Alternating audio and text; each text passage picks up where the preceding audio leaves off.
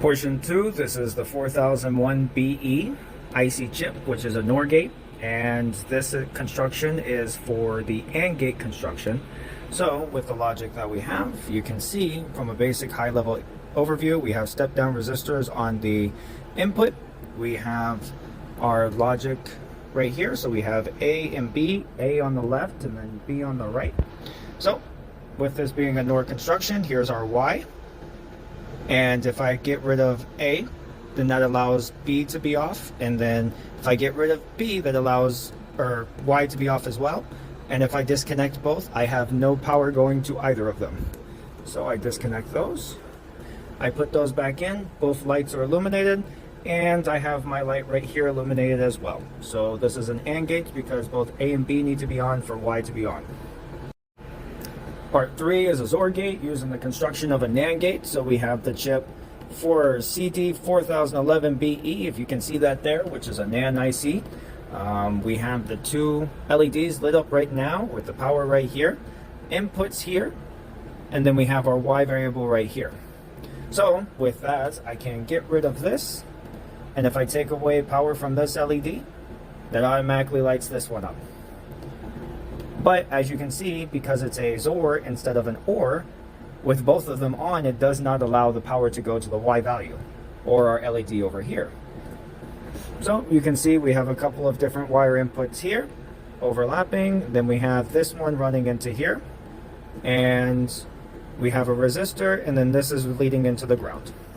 But again, you can see we take out both of them, no power. We plug both of them in, no power. As you can see, this is not lit up. And as soon as I get rid of this one, we now have power to the LED.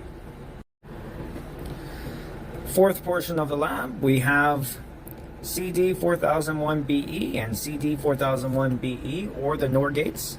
So for this first IC chip, I used as the inverters. So what I did is I took A and then put those two together and then sent that into a logic gate. And then B and B also went into a logic gate. And then I sent those outputs over here to this chip. And you can see that these inputs are here. I put this output here and also this output into another NOR. And I also have this running here from A and B.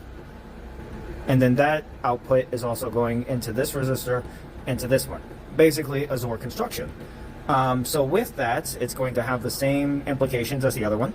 I have power going to both LEDs. I get rid of the power on this one, and then my light is now illuminated. I am now going to plug it in. It no longer has power. Same thing with this one. Light turns on, plug it back in, light is off. Off, on. I take it out both of them. I have no power here, and I have no power here. That is the XOR construction with the NOR gates. This is the first portion of Lab 2 for digital systems. So right now we have 74LS32 OR gates and 74LS08 as the AND gates. So we have step down resistors feeding into the inputs. We have an input going into A and an input going into B for one of the gates, and then an input going from B and an input going from C into the other gates, and then those outputs are feeding into the AND gate, and then that output from those two OR gates feeding into the AND gate is going into a LEC or a LED, which is right here, which will represent our X value. So doing this logic, I'm going to get rid of this one, and then that's going to keep this lit up, and then I'm going to get rid of B. Once I get rid of B, my LED is no longer illuminated. Get rid of C where B is only there. Because of the logic, B and B allows that to stay lit up. If I do A,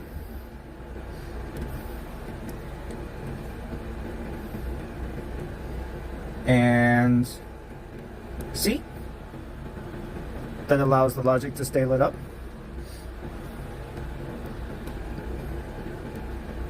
As well as that right there.